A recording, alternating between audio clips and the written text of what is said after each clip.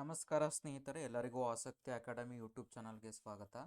So ನಾವು ಈ ವಿಡಿಯೋದಲ್ಲಿ ಸೆಕೆಂಡ್ ರೌಂಡಿನ ಮಾಕ್ ರಿಸಲ್ಟ್ಸ್ ಹಾಗೆ ಫಸ್ಟ್ ರೌಂಡಿನ ನೀಟ್ ಮೆಡಿಕಲ್ ಸ್ಟೂಡೆಂಟ್ಸಿನ ಮಾಕ್ ರಿಸಲ್ಟ್ಸನ್ನು ಬಿಟ್ಟಿದ್ದಾರೆ. ಸೊ ಅದ್ರ ಬಗ್ಗೆ ನೋಡೋಣ, ಏನೇನೆಲ್ಲ ಈ ಆಪ್ಷನ್ಸ್ ಇದೆ ನಿಮಗೆ ಅನ್ನೋದ್ರ ಬಗ್ಗೆ.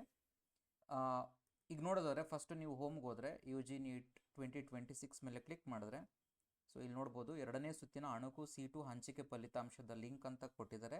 ಅದ್ರ ಮೇಲೆ ಕ್ಲಿಕ್ ಮಾಡಿ ಸೊ ನೀವು ಡೌನ್ಲೋಡ್ ಮಾಡ್ಕೊಳ್ಳಿ ನಿಮ್ಮ ರಿಸಲ್ಟ್ಸ್ ಏನು ಬಂದಿದೆ ಅಂತ ಅಂದ್ಬಿಟ್ಟು. ಹಾಗೆ ಅದಾದಮೇಲೆ ನಿಮಗೊಂದು ಇಲ್ಲಿ ಒಂದು ಕಂಪ್ಲೀಟಾಗಿ ಡೀಟೇಲ್ ನೋಟಿಫಿಕೇಷನನ್ನು ಕೊಟ್ಟಿದ್ದಾರೆ, ಇಲ್ಲಿ ಪ್ರಕಟಣೆ ಕೊಟ್ಟಿದ್ದಾರೆ. ಅದನ್ನು ಡೀಟೇಲಾಗಿ ನೋಡೋದಾದರೆ ಏನೆಲ್ಲ ಈಗ ನೆಕ್ಸ್ಟ್ ಮಾಡಬಹುದು ಅಂತ ಅಂದ್ಬಿಟ್ಟು ಕಂಪ್ಲೀಟಾಗಿ ಡೀಟೇಲ್ಸನ್ನು ಕೊಟ್ಟಿದ್ದಾರೆ. ಫಸ್ಟು ಇಂಜಿನಿಯರಿಂಗ್, ಆರ್ಕಿಟೆಕ್ಚರ್, ಯೋಗ, ನ್ಯಾಚುರೋಪತಿ, ಕೃಷಿ ವಿಜ್ಞಾನ, veterinary, BSc nursing, B pharma, pharma D, PPT, BPO, allied health science ಕೋರ್ಸ್ಗಳ ಎರಡನೇ ಸುತ್ತಿನ ಅಣುಕು ಫಲಿತಾಂಶ ಹಾಗೂ ವೈದ್ಯಕೀಯ, ದಂತ ವೈದ್ಯಕೀಯ ಕೋರ್ಸ್ಗಳ ಅಣುಕು ಫಲಿತಾಂಶ ಒಂದನೇ ಸುತ್ತು ಅಂತಂದರೆ ಇದು ಮಾಕ್. ನಿಮ್ಗೆ ಆಲ್ರೆಡಿ ಫಸ್ಟ್ ರೌಂಡ್ ಅಟೆಂಡ್ ಮಾಡಿರೋರಿಗೆ ನಿಮ್ಗೆ ಆಲ್ರೆಡಿ ಗೊತ್ತಿರುತ್ತೆ. ಈಗ ಮೆಡಿಕಲ್ ಮತ್ತು ಡೆಂಟಲ್ ಏನು ಸ್ಟೂಡೆಂಟ್ಸ್ ನೀವು ಅಟೆಂಡ್ ಮಾಡ್ತಿದ್ದೀರಾ ಅವ್ರಿಗಾಗಿ ಇದು ಏನಪ್ಪ ಅಂತಂದರೆ ನಿಮ್ಗೆ ಗೊತ್ತಿರಲಿ, ಇದು ಮಾಕ್ ರಿಸಲ್ಟ್ಸ್ ಅಂತ ಅಂದರೆ ಅಣುಕು ಫಲಿತಾಂಶ. ಅಂದರೆ ನೀವು ಇದರಲ್ಲಿ ಏನಾದರೂ ಚೇಂಜಸ್ ಮಾಡ್ಕೊಳ್ಳೋಂಗಿದ್ರೆ ಮಾಡ್ಕೊಳ್ಳೋದಕ್ಕೆ ಆಪ್ಷನು ಸಹ ಸಿಗುತ್ತೆ. ಅಂದರೆ ಒಂದು ಯಾವ ರೀತಿ ಇರುತ್ತೆ ನಿಮಗೆ ರಿಸಲ್ಟ್ಸನ್ನು ಅನೌನ್ಸ್ ಮಾಡ್ತಾರೆ, ಕಾಲೇಜ್ ಯಾವ ಥರ ಅಲಾಟ್ ಆಗುತ್ತೆ ಅನ್ನೋದ್ರ ಬಗ್ಗೆ ನಿಮಗೊಂದು ಜಸ್ಟ್ ಒಂದು ಸುಮ್ಮನೆ ಒಂದು ಸ್ಯಾಂಪಲ್ ಅಂತ ಅಂದ್ಕೊಳ್ಳಿ, ಆ ರೀತಿಯಾಗಿ ತೋರಿಸಿರ್ತಾರೆ ನಿಮಗೆ. ಬಟ್ ಇದೇ ನಿಮಗೆ ಸೀಟ್ ಅಲಾಟ್ ಆಗುತ್ತಾ? ಆಗಬಹುದು, ಆಗದೇನೂ ಇರಬಹುದು. ಯಾಕೆ ಯಾವಾಗ ಆಗುತ್ತೆ ಅಂತಂದರೆ ನಿಮ್ಗೆ ಈಗ ಅಲಾಟ್ ಆಗಿರೋ ಕಾಲೇಜೇ ಯಾವಾಗ ಅಲಾಟ್ ಆಗುತ್ತೆ ನೆಕ್ಸ್ಟ್ ಫರ್ದರ್ ಫೈನಲ್ ರಿಸಲ್ಟ್ಸ್ ಬಿಟ್ಟವಾಗ ಅಂತಂದರೆ ಬೇರೆಯವರು ಯಾರೂ ಚೇಂಜಸ್ ಏನೂ ಮಾಡಲಿಲ್ಲ ಅಂದರೆ ನಿಮ್ಮ ಪ್ರೀವಿಯಸ್ ರ್ಯಾಂಕಿನ ಸ್ಟೂಡೆಂಟ್ಸು, ಈಗ ನಿಮ್ಮದೊಂದು ರ್ಯಾಂಕು ಒಂದು 2000 ರ್ಯಾಂಕ್ ಬಂದಿರುತ್ತೆ ಅಂದ್ಕೊಳ್ಳಿ, ಅಂದರೆ 1999 ಸ್ಟೂಡೆಂಟ್ಸ್ ಏನೂ ಚೇಂಜಸ್ ಮಾಡಲಿಲ್ಲ ಅಂತಂದರೆ ನಿಮಗೂ ಸಹ ಅದೇ ಈಗೇನು ಅಲಾಟ್ ಆಗಿರುತ್ತೆ ಅದೇ ಕಾಲೇಜ್ ಸಿಗುತ್ತೆ. ಅವ್ರು ಏನಾದ್ರು ಚೇಂಜಸ್ ಮಾಡಿದಾಗ ಏನಾಗುತ್ತೆ ಅಂದರೆ ಅಲ್ಲಿ ಚೇಂಜಸ್ ಅಂದರೆ ಈಗ ಅವರು ಕಾಲೇಜ್ ಚೇಂಜ್ ಮಾಡಿ, ಡಿಲೀಟ್ ಮಾಡಿ, ಅಡಿಷನ್ ಮಾಡಿ ಅಂತ ಆಪ್ಷನ್ ಸಿಗುತ್ತೆ, ಈಗ ಇರುತ್ತೆ. ಅದರಲ್ಲಿ ಏನಾದ್ರು ಚೇಂಜಸ್ ಮಾಡಿದಾಗ ಸೊ ನಿಮಗೂ ಸಿಗುವಂಥ ಚಾನ್ಸಸ್ ಕಡಿಮೆನೂ ಆಗಬಹುದು, ಸಿಗಲೂಬಹುದು. ಸಿಗೋದಿಲ್ಲ ಅಂತ ಹೇಳೋಂಗಿಲ್ಲ, ಸಿಗಲೂಬಹುದು. ಕೆಲವ್ರಿಗೆ ಸಿಗುತ್ತೆ ಅದೇ ಕಾಲೇಜು, ಕೆಲವ್ರಿಗೆ ಸಿಗೋದಿಲ್ಲ. ಸೊ 50-50 ಅಂತ ಅನ್ಕೋಬೋದು ನೀವೀಗ. ಓಕೆ, ಸೊ ಈಗ ಫಸ್ಟ್ ನೆಕ್ಸ್ಟ್ ಏನು ಮಾಡಬೇಕು ಅನ್ನೋದಾದರೆ ಕಂಪ್ಲೀಟಾಗಿ ಡೀಟೇಲ್ಸ್ ನೋಡೋಣ. ಎರಡನೇ ಸುತ್ತಿನ ಅಣುಕು ಸೀಟು ಹಂಚಿಕೆ 13/8/2026 ಬೆಳಗ್ಗೆ 9 ಗಂಟೆಯವರೆಗೂ ನಮೂದಿಸಿದ ಆಪ್ಷನ್ಗಳನ್ನು ಪರಿಗಣಿಸಲಾಗಿದೆ. ಅಂದರೆ 13ನೇ ತಾರೀಕುವರೆಗೂ ಬೆಳಗ್ಗೆ 9 ಗಂಟೆವರೆಗೂ ನೀವೇನೆಲ್ಲ ಆಪ್ಷನ್ ಎಂಟ್ರಿ ಮಾಡಿದ್ದೀರಾ ಅದು ಅಲ್ಲಿವರೆಗೂ ಕಂಪ್ಲೀಟಾಗಿ ಕನ್ಸಿಡರ್ ಮಾಡಿರ್ತಾರೆ. ಈಗ ನೆಕ್ಸ್ಟ್ UGCET 2026 ಕೋರ್ಸ್ಗಳ ಪ್ರವೇಶತೆಗೆ ಪ್ರಾಧಿಕಾರವು ಎರಡನೇ ಸುತ್ತಿನ ಸೀಟ್ ಹಂಚಿಕೆ ಮತ್ತು ಮೊದಲನೇ ಸುತ್ತಿನ ವೈದ್ಯಕೀಯ, ದಂತ ವೈದ್ಯಕೀಯ ಸೀಟುಗಳ ಹಂಚಿಕೆ ಅಣುಕು ಫಲಿತಾಂಶವನ್ನು ಅಂದರೆ ಇವತ್ತು ಬಿಟ್ಟಿದ್ದಾರೆ ರಿಸಲ್ಟ್ಸನ್ನು. ನೆಕ್ಸ್ಟ್ ಏನಪ್ಪ ಅಂತಂದರೆ ಈ ಅಭ್ಯರ್ಥಿಗಳು ಅಂದರೆ ಎರಡನೇ ಸುತ್ತಿನ ಸೀಟು ಹಂಚಿಕೆ ಆಗಿರುವಂತಹವರು ಇದು ಅಣುಕು ಫಲಿತಾಂಶವಾಗಿದ್ದು ಅಭ್ಯರ್ಥಿಗಳು ಹಂಚಿಕೆಯಾಗಿರುವ ಸೀಟಿನ ಕಾಲೇಜಿನಲ್ಲಿ ಪ್ರವೇಶ ಪಡೆಯುವಂತಿಲ್ಲ.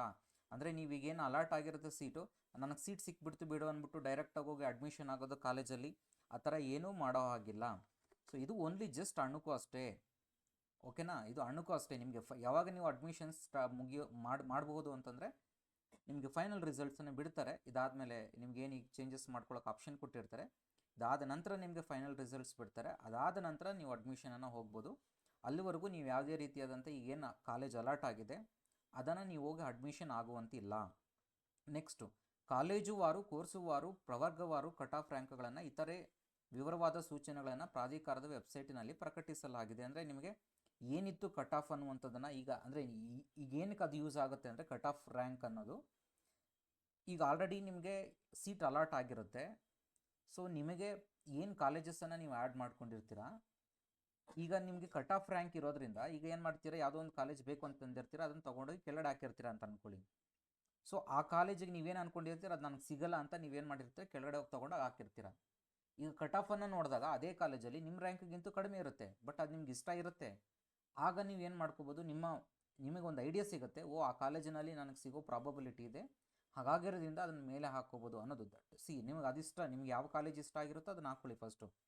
ಅದಾದಮೇಲೆ ಹಾಕ್ಕೊಳ್ಳಿ. ಸೊ ಇದು ಅನಾಲಿಸಿಸ್ ಮಾಡೋದಕ್ಕೆ ನಿಮಗೊಂದು ಯೂಸ್ ಆಗುತ್ತೆ ಅನ್ನೋ ರೀಸನ್ಗೆ ಕಟ್ ಆಫ್ ರ್ಯಾಂಕ್ಗಳನ್ನು ಬಿಟ್ಟಿರ್ತಾರೆ. ನೀವು ವೆಬ್ಸೈಟ್ನಲ್ಲಿದೆ ನೋಡಿ, ಅದನ್ನು ಕಂಪ್ಲೀಟ್ ಕಟ್ ಆಫ್ ಇರುತ್ತೆ. ಅದನ್ನು ನೋಡಿಕೊಂಡು ಬೇಸಿಸ್ ಮೇಲೆ ನಿಮ್ಗೊಂದು ಐಡಿಯಾ ಸಿಗ್ಬೋದು ಯಾವ ಕಾಲೇಜಿನಲ್ಲಿ ಕೆಟಗರಿ ವೈಸ್ ಇರುತ್ತೆ, ರ್ಯಾಂಕ್ ವೈಸ್ ಕಟ್ ಆಫ್ ಇರುತ್ತೆ, ಎಷ್ಟೆಷ್ಟು ಕಟ್ ಆಫ್ ಇದೆ ಅಂತ ನಿಮ್ಗೆ ಸಿಗ್ಬೋದಾ ಇಲ್ವಾ, ಬೇರೆ ಕಾಲೇಜ್ ಯಾವ್ದಾದ್ರು ಸಿಗ್ಬೋದಾ ಅನ್ನೋದು. ಈಗ ಸಪೋಸ್ ಬೇರೆ ಯಾವುದೋ ಒಂದು ಕಾಲೇಜ್ ಇರುತ್ತೆ, ನೀವು ಅದನ್ನು ಆ್ಯಡ್ ಮಾಡಿರೋದಿಲ್ಲ. ಈಗ ಕೆಲವೊಂದು ಮೆಡಿಕಲ್ ಕಾಲೇಜಿಗೆ ಆ್ಯಡ್ ಮಾಡಿರೋದಿಲ್ಲ, ಒಂದು ನಿಮ್ಗೆ ಸಿಗಲ್ಲ ಅಂತ ನೀವು ಅಂದ್ಕೊಂಡಿರ್ತೀರ.